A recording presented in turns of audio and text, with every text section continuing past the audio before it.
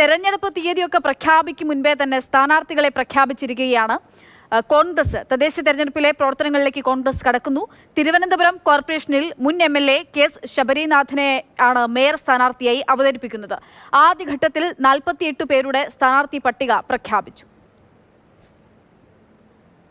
ഇപ്പോൾ ഞങ്ങളുടെ ഈ സ്ഥാനാർത്ഥികളിൽ 48 സ്ഥാനാർത്ഥികളെ പ്രഖ്യാപിക്കുന്നതിൽ മുൻ MLA ശ്രീ KS ശബരിനാഥ്, അദ്ദേഹം അരീക്കര ഏതാണ്ട് ഒരു ബൈ ഇലക്ഷനും പൊതു തെരഞ്ഞെടുപ്പിലും ജനപ്രതിനിധിയായിരുന്ന വ്യക്തിയാണ്.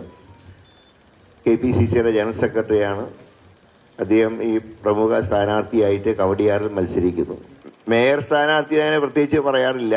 എങ്കിലും ഇതിൻ്റെ ഞാൻ പറഞ്ഞാൽ ഏറ്റവും സീനിയറായിട്ടുള്ള ജോൺസൺ ജോസഫ് ഉണ്ട്. അതുപോലെ മുൻ MLA ശബരിനാഥ് ഒക്കെ നേതൃത്വത്തിലാണ് ഈ പാനൽ ഞങ്ങൾ നീങ്ങുന്നത്. അമൽ തേരമ്പറമ്പിൽ വിവരങ്ങളുമായിട്ടുണ്ട്. അമൽ, ഒരുപടി മുൻപേ എന്ന് പറയുമ്പോൾ അത്രയും മുൻപേ തന്നെ കോൺഗ്രസ് കിടക്കുകയാണ്. അത് തലസ്ഥാനത്തെ കോർപ്പറേഷനിലേക്കാണ്. നിലവിൽ വളരെ പരിതാപകരമായിട്ടുള്ള അവസ്ഥയാണ്. ആ കോർപ്പറേഷൻ പിടിക്കാനായി അതായത് ശബരിനാഥൻ ഉൾപ്പെടെയുള്ള ആളുകളെ സ്ഥാനാർത്ഥികളായി നിർത്തിക്കൊണ്ടാണ് കോൺഗ്രസിന്റെ പട്ടിക പ്രഖ്യാപിച്ചിരിക്കുന്നത്.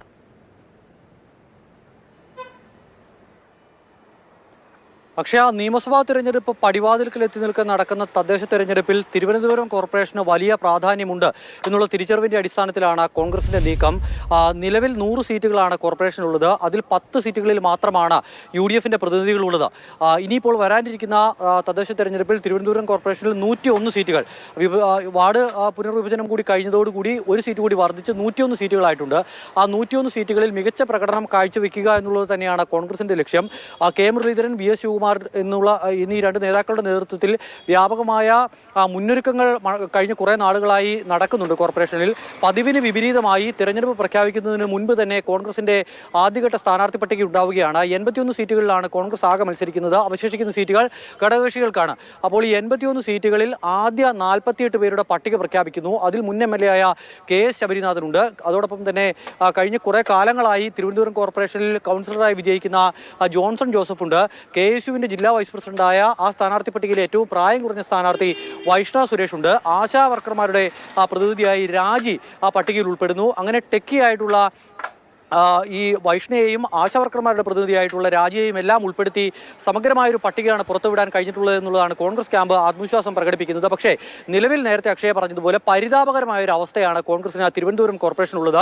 പല വാർഡുകളിലും BJPയും LDFും നേർക്കുനേർ ഏറ്റുമുട്ടുന്ന ഒരു കാഴ്ചയാണ് നമുക്ക് കഴിഞ്ഞ കുറേ കാലങ്ങളായി കാണാൻ കഴിഞ്ഞിട്ടുള്ളത്. ആ ഒരു നിലയിൽ നിന്നും മെച്ചപ്പെട്ട് വരാൻ കഴിയുമോ എന്നുള്ളതാണ് കോൺഗ്രസ് പ്രതീക്ഷിക്കുന്നത്. നിലവിലത്തെ 10 സീറ്റ് എന്തായാലും വർദ്ധിപ്പിച്ചേ കോൺഗ്രസിന് മതിയാകൂ. അത് സാധാരണ നിലയിൽ നടന്നു പോകുന്ന ഒരു തദ്ദേശ തെരഞ്ഞെടുപ്പാണെങ്കിൽ കുഴപ്പമില്ലാതെ കടന്നുപോയേനെ. തിരുവനന്തപുരം കോർപ്പറേഷൻ കൈവിട്ടു എന്ന് പറഞ്ഞ് മാത്രം ഒഴിവാക്കാമായിരുന്നു. ഇത് പക്ഷേ അങ്ങനെയല്ല. തിരുവനന്തപുരം കോർപ്പറേഷനിൽ തിരിച്ചടി നേരിട്ടാൽ അത് വരാനിരിക്കുന്ന നിയമസഭാ തെരഞ്ഞെടുപ്പിനെയും ബാധിക്കുമെന്നുള്ള ബോധ്യം കോൺഗ്രസിനുണ്ട്. അതിനാൽ തന്നെയാണ് തിരുവനന്തപുരം കോർപ്പറേഷൻ ഈ തരത്തിൽ തന്നെയാണ് എന്തായാലും CPMും BJPയും നോക്കിക്കാണുക എന്നതിലും സംശയമില്ല. CPMനെ സംബന്ധിച്ചിടത്തോളം ഭരണം നിലനിർത്തേണ്ടതുണ്ട്.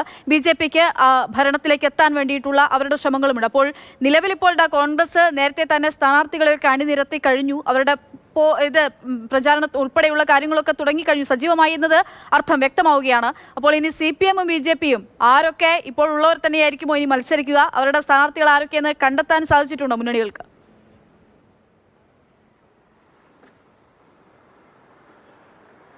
ഏകദേശ ധാരണ CPMന്റെ കാര്യത്തിൽ ഉണ്ടായിട്ടുണ്ട്. BJPയുടെ കാര്യത്തിലും പല സീറ്റുകളിലും ആരാണ് എന്നുള്ളതിൽ ഒരു ധാരണ ഉണ്ടായിട്ടുണ്ട്. പക്ഷേ അതിൻ്റെ ഒരു പ്രഖ്യാപനത്തിലേക്ക് കാര്യങ്ങൾ വന്നിട്ടില്ല.